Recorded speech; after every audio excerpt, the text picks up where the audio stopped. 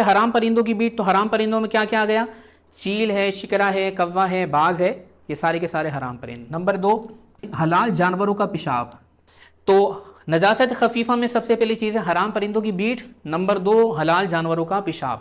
اب حلال جانور جیسے جن کا گوشت کھانا حلال ہے، اونٹ ہے، اونٹنی ہے، گائے ہیں، بکرا، بکری، دمبا، دمبی، حلال جانور ہیں ان کا صرف پیشاب، لید اور گوبر نہیں، ان کا صرف پیشاب جو ہے وہ کیا ہے؟ نجاست خفیفہ ہے۔ یہ کیا ہے؟ خفیفہ۔ اب میں پہلے اس کا حکم آپ کو بتا دیتا ہوں۔ اس کا حکم، اگر نجاست خفیفہ کسی بھی حصے پر لگی جیسے آستین، تو اگر آستین کے 1/4 حصے پر اگر یہ لگ جائے اور یہ پورا 1/4 حصہ مثال کے طور پر اس سے پر ہو جائے پورا کا پورا، تو اب کپڑا پاک کرنا فرض ہوگا۔ اس کا مطلب یہ ہے کہ اس حالت میں نماز شروع کی تو نماز شروع ہی نہیں ہوگی، نماز شروع ہی نہیں ہوگی، اور ایسی حالت میں نماز پڑھنا حرام ہے۔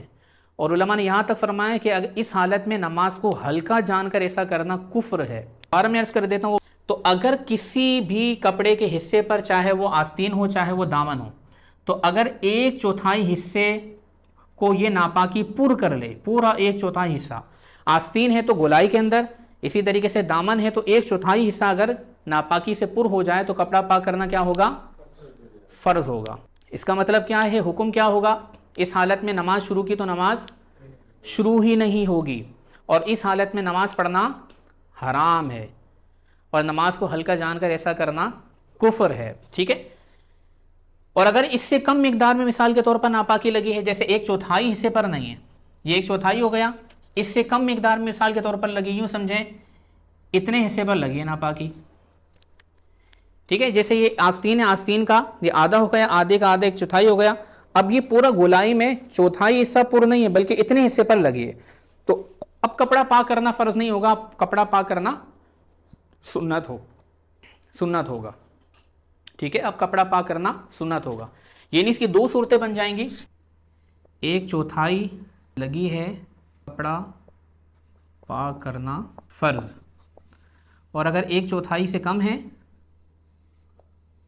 کپڑا پاک کرنا سنت ہے۔ اس کا مطلب کیا ہے؟ کپڑا پاک کرنا سنت ہے کہ اگر کپڑا پاک کیے بغیر نماز پڑھ لی تو نماز ہو جائے گی، لیکن اس طرح بلا عذر اس طرح کرنا کیا ہے؟ مکروہ تنزیہی ہے، بلا عذر اس طرح کرنا مکروہ تنزیہی ہے۔ بہتر یہ ہے کہ اس کو بھی پاک کر لیں کہ اللہ کی بارگاہ میں حاضر ہو رہے ہیں، تو اللہ کی بارگاہ میں جب حاضر ہوں تو طہارت کے ساتھ، نفاست کے ساتھ، پاکیزگی کے ساتھ اچھے طریقے سے اپنے آپ کو مزین کر کے حاضر ہونا چاہیے۔ اس لیے اگر ہلکی سی بھی کوئی ناپاکی وغیرہ لگی ہے تو بہتر یہ کہ اس کو پاک کر لیں۔